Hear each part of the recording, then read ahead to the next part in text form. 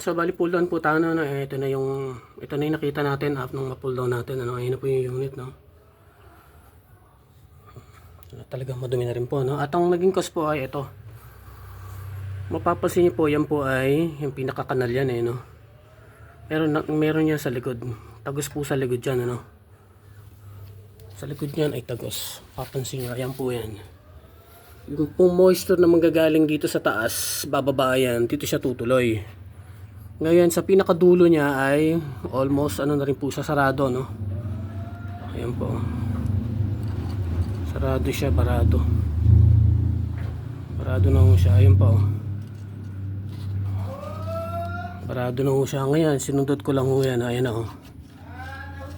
So, tinanggal ko lang siya para lumusot na yung tubig. Yan po yung naging cause ng tapon ng tubig sa halip na sa